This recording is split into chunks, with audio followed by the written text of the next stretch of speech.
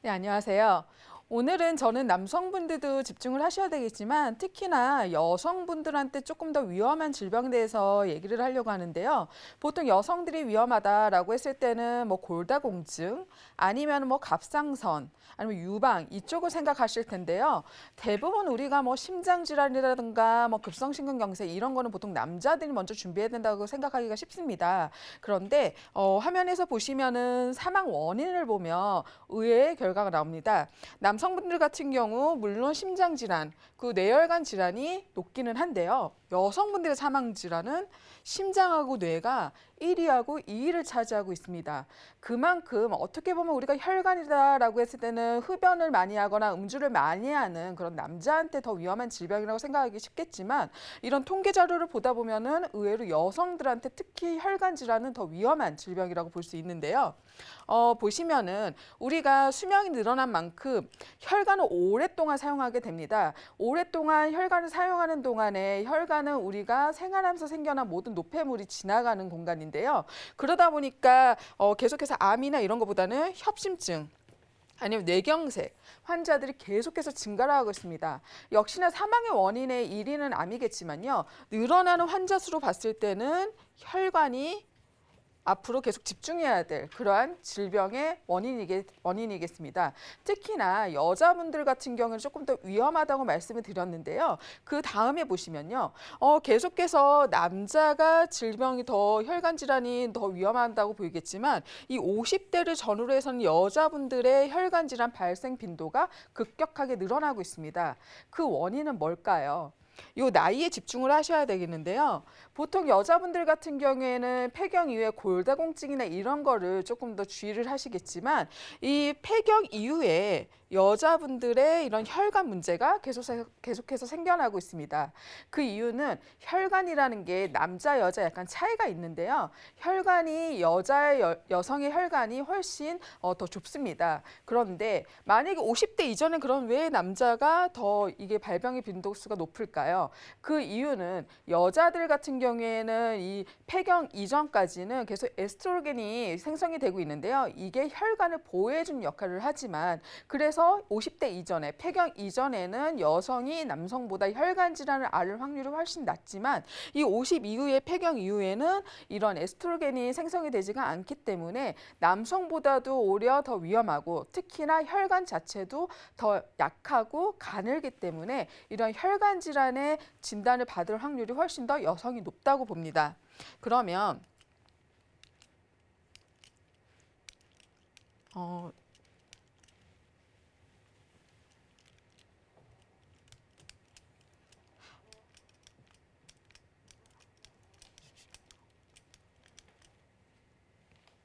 다음에 보시면 이런 혈관 질환 진단비를 보통 어떻게 가입하고 계신지를 한번 체크해 보셨으면 좋겠는데요. 기존에는 보통 우리가 뇌출혈이나 아니면 뇌졸중 이걸 많이 갖고 계셨는데 요즘은 이런 뇌졸중 갖고는 부족해라고 이제 많이들 생각을 하실 겁니다. 그래서 뇌혈관 질환을 준비를 하셔야 된다고 하는데요. 그 내용을 보시면은 환자 수 자체가 비율이 뭐 뇌졸중이나 뇌출혈을 앓는 분들보다 이 두 가지가 포함하고 있지 않은 이런 뇌혈관 진단을 받는 분들이 훨씬 빈도수가 높기 때문에 이 부분을 준비를 해주셔야 되고요. 그럼 뇌혈관은 그렇다 칩시다. 그럼 심장질환은 어떨까요? 심장질환 같은 경우에는 심장질환 같은 경우에는 급성심근경색 보통 요거를 가장 많이 가입을 하고 계신 걸로 알고 있는데요. 급성심근경색 같은 경우에는 실제 환자 수가 100%라고 했을 때 10% 이내만 보장이 되지만 이런 허혈성 심장질환 같은 경우에는 우리가 흔히 얘기하는 협심증, 심장이 갑자기 조이는 느낌이 나서 병원에 가신 분들 훨씬 많겠죠. 급성심근경색은 심장이 갑자기 멈추는 그런 증세가 나타나야 되는데 그 이전에 이미 전조 증세, 협심증을 앓고 계신 분들은 이런 급성심근경색 진단비만으로는 보장이 안 되고요. 이 전체를 포괄하고 있는 협심증을 갖고 계셔야 됩니다. 그러면 환자 수도 늘고 계속해서 비율도 이런데 특히 여성분들이 지금 내가 보험을 갖고 계신다라고 했을 때 그 증권에 봤을 때요. 아까 앞서 설명드린 것처럼 뭐 뇌졸중이나 아니면 지금 설명드린 급성심근경색이 아니라 뇌혈관, 허혈성 질환을 남성분들보다 먼저 조금 더 준비를 해 놓으실 필요가 있겠습니다.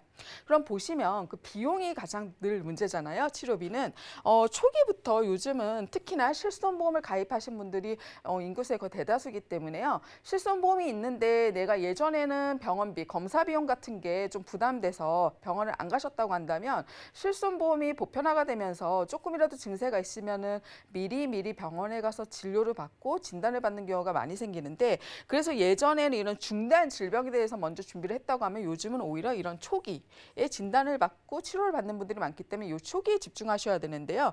뇌혈관 같은 경우에는 초기에는요. 커다란 수술이 아니라 보통 시술 정도로 어느 정도 예방이 가능합니다. 그래서 코인색 전술이 가장 대표적이고요.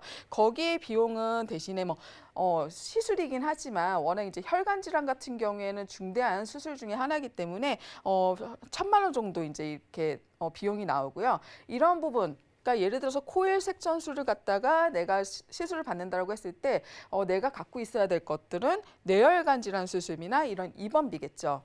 그 이후에 이제 중대했을 경우에는 이제 개도 수술까지 진행이 됩니다. 근데 이런 개도 수술을 했을 경우에는 비용도 비용이지만요. 이 이후에 간병에 대한 비용까지도 어느 정도 생각을 해보셔야 됩니다. 그러면 심장 질환은 또 어떨까요? 심혈관 같은 경우에는 요즘 흔히들 왜 스텐스 수술이라는 거 많이 얘기 들어보셨을 겁니다. 거기 약물 치료는요, 용해를 시키는 건데요. 혈관에 그 찐득찐득한 혈액이 뭉쳐서 혈관을 막기 전에 이런 거를 뚫어주는 용해제를 투입을 하게 되는데요. 이런 거 같은 경우에는 그냥 약물 치료만으로도 어느 정도 치료가 가능하고요. 이럴 경우에 비용도 1,000만 원 내외입니다. 그럼 이런 부분도요. 뇌졸중 그랬을 때는 아까 앞서 설명드린 것처럼 뇌혈관 진단비에서 보장을 받을 수 있었던 것처럼 이런 스텐스 삽입술 같은 경우에는 급성심경경색 진단비가 아니라 허혈성 심장 질환 진단 내지는 수술비 여기에서 보장을 받으셔야 됩니다.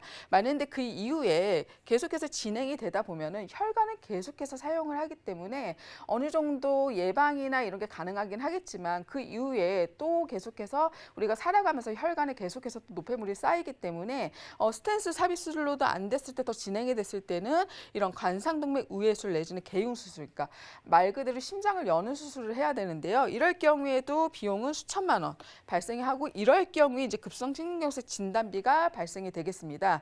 그래서 제일 먼저 초기에 집중하셔야 되는 건 이 허혈성 심장 질환이겠죠. 역시나 이런 중대한 수술까지 받게 됐을 경우에는 내가 바로 사회생활을 할 수 없기 때문에 어느 정도 간병인 비용도 필요하고요. 특히나 이런 관상동맥 우회 수술을 했을 경우에는 어느 정도 후유증도 남기 때문에 계속해서 치료도 받으셔야 됩니다. 그래서 어느 정도 장기 요양 비용이라든가 아니면 이런 간병인 비용에 대해서도 좀 고민을 해보셔야 되겠습니다. 그럼 보시면 그러면 내가 과연 이런 심장 질환 아니면은 뇌혈관 질환 같은 혈관 질환에 어느 정도 사람들이 보장이 되어 있을까를 보면요. 평균적인 혈관 질환 치료비, 그러니까 즉 진단비로 평균 3,060만 원 이렇게 가입되어 있는 것으로 통계가 나와 있는데요. 아까 설명드렸던 것처럼 그러면 수술비는 초기에는 1,000만 원대면은 충분하지 않아라고 생각하시기 쉽겠지만 그 이후에 혈관은 우리가 기대 수명이 늘어난 만큼 계속해서 사용을 하기 때문에 혈관은 계속해서 혹사를 당하고 계속해서 질환이 더 중대해질 수밖에 없는데요. 그럴 경우에 또 입원을 해서 치료를 받을 수밖에 없는데 입원을 오래 하는 그런 순위를 보니까요. 이런 혈관 질환 관련된 게 8, 9, 12, 13, 18위. 그러니까 총 20위 안에서 5개에 해당이 됩니다. 거기에 또 높은 순위를 차지하고 있는데요.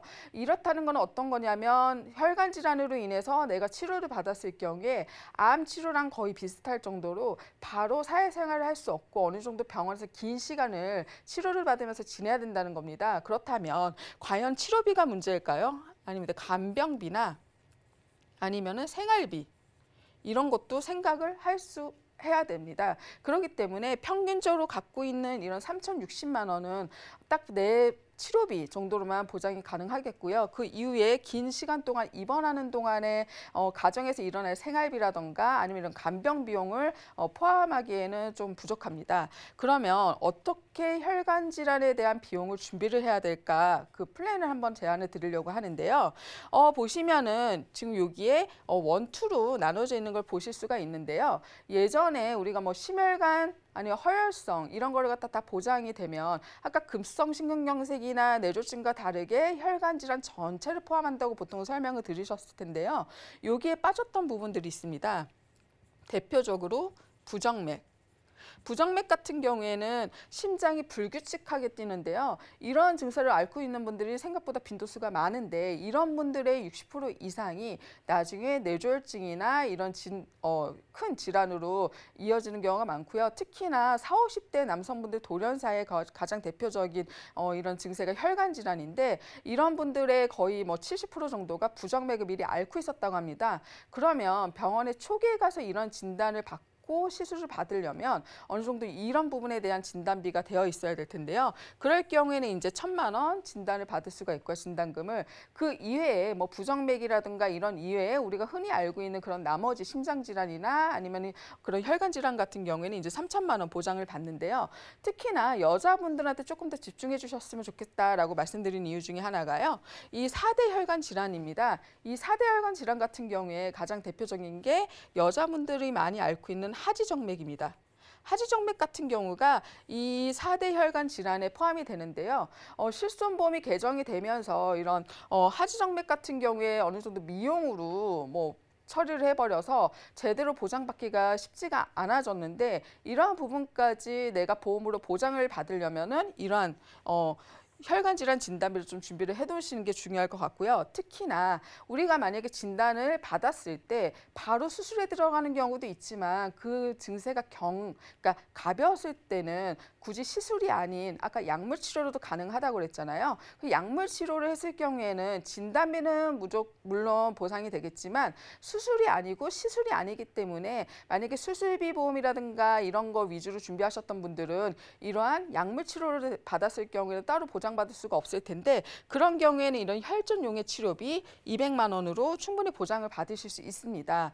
거기에 이제 특별히 여자분들 같은 경우에는 내가 병원에 있는 동안에 가정에서 알아서 이렇게 살림을 하는 분들이 있으면 좋겠지만 만약에 그게 여의치 않을 경우에 가사 도우미가 필요할 텐데요. 이러한 비용 또한 이 플랜에서 보장이 가능합니다. 그러면 이러한 플랜을 준비하려면 보험료는 어떻게 될까 한번 살펴보면요.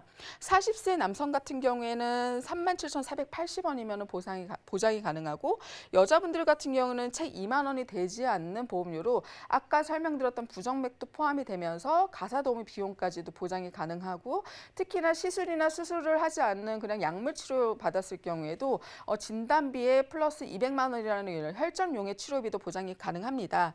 거기 50세 남성 같은 경우에도요. 의외로 5만 4천 원 정도면 충분히 보장이 가능한 이런 플랜이고요. 여자분들은 50세이지만은 2만 8천 원 정도면 보장이 가능하기 때문에 이 50세 전후로 해서 우리가 폐경 이후에 훨씬 혈관 질환이 문제가 된다고 말씀드렸잖아요. 그래서 여성분들 같은 경우에는 이 40세, 50세 요 정도 나이대 10,000원대에서 2만 원대 정도면 충분히 내가 혈관 질환 앞으로 남자보다도 더 위험해질 내 혈관에 대해서 크게 보장을 받으실 수 있기 때문에 미리미리 집중을 해주실 필요가 있습니다. 그러면 가입 조건은 어떨까요?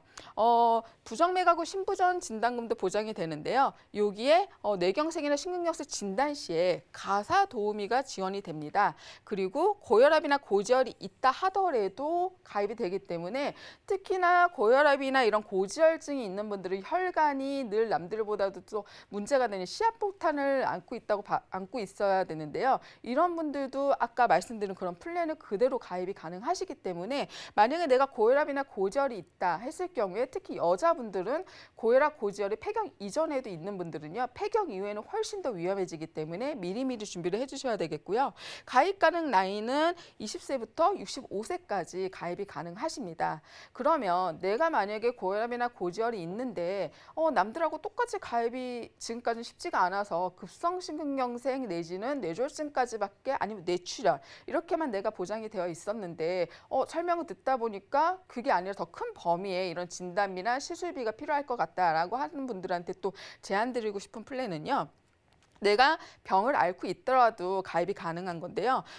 뇌혈관 진단비하고 허혈성 심장질환 진단비가요. 각각 1,000만 원씩 보장이 가능하고 거기에 진단을 받고 시술했을 경우에 아니면 수술했을 경우에 똑같이 1,000만 원인데 유병자 같은 분들은 이미 보험사에서도 봤다시피 이분들은 일반적인 고혈압이나 고지혈 이런 거 앓던 분들 아니면 당뇨가 있는 분들은 이런 혈관에 대해서 특히 문제가 될 거라고 생각이 되기 때문에 보통 납입 면제 같은 걸 잘 해주질 않는데요. 지금 이 플랜 같은 경우에는 만약에 이런 진단을 받았을 경우에 납입 면제도 되기 때문에 유병자이신 분들한테 특히나 유리할 거라고 생각이 됩니다. 납입 면제라고 하는 거는 보험사가 대신해서 보험료를 납부를 해주는 거라고 생각하시면 되는데요. 내가 아무리 20년 납부를 가입을 했다 하더라도 특히나 이런 유병자분들 같은 경우에는 납입 기간 중에도 이러한 진단을 받을 확률이 너무나도 높기 때문에 이 납입 면제 같은 경우는 꼭 필수적으로 준비를 해두셔야 됩니다. 그럼 보험료도 중요할 텐데요. 보통 유병자분들이 가입이 안 됐던 이유는 조건도 조건이지만 보험료가 되게 비싸서 부담이 되셨을 텐데 40세 남자나 여자나 다 4만 원 초반대면은 충분히 준비가 가능하시고 거기 50세를 보더라도 5만 원대면은 충분히 남자 여자 똑같이 이렇게 보장이 가능하기 때문에 특히나 고혈압, 고지혈, 당뇨 아니면 그런 약을 계속해서 10년 이상 먹었다던가 이런 분들은 혈관이 남들보다 더 좁아져 있고 더 약해져 있기 때문에 이런 유병자분들도 충분히 준비가 가능하시기 때문에 준비를 해주셨으면 좋겠고요. 가입 조건도 되게 중요할 텐데요. 325 간편심사로 가입이 가능합니다. 3개월 이내에 내가 의사로부터 기존에 앓던 질병이 아닌 다른 추가적인 소견을 받지 않았다면 가입이 가능하시고요. 2년 이내에 특히나 요즘 고혈압이나 고지혈 같은 경우에는 약이 좋기 때문에 그걸로 인해서 바로 수술을 받는 경우보다는 약으로 어느 정도 좀 이렇게 예방이 가능한데요. 그런 분들 중에 2년 이내에 수술하거나 입원한 이력이 없으시다면 가입이 가능하시겠고 5년 이내에 암이 걸렸던 적이 없으시면 충분히 혈관 질환을 준비가 가능하십니다. 거기에 요즘 심내혈관 질환이 1,000만 원까지 가입이 안 되는 분들이 이제 40대 이후에 되게 많으신데요. 지금 이 플랜 같은 경우에는 40세부터 60세까지 표준치하고 동일하게 1,000만 원까지 이런 진단비가 구성이 가능하고요. 특히나 암, 뇌졸중, 급성심근경색을 진단을 받았을 경우에 납입 기간 중에 혹시라도 내가 이런 진단을 받았다면 진단비, 수술비는 당연히 보장을 받을 거고 그 이후부터는 내가 돈을 내지 않더라도 계속해서 보험사가 100세까지 보장을 해줄 겁니다. 거기에 유병자 가입 한도가 높고 납입 면제 이거는 꼭 챙겨두셔야 될 부분이라고 생각이 됩니다. 네, 지금까지 준비한 내용은 여기까지입니다.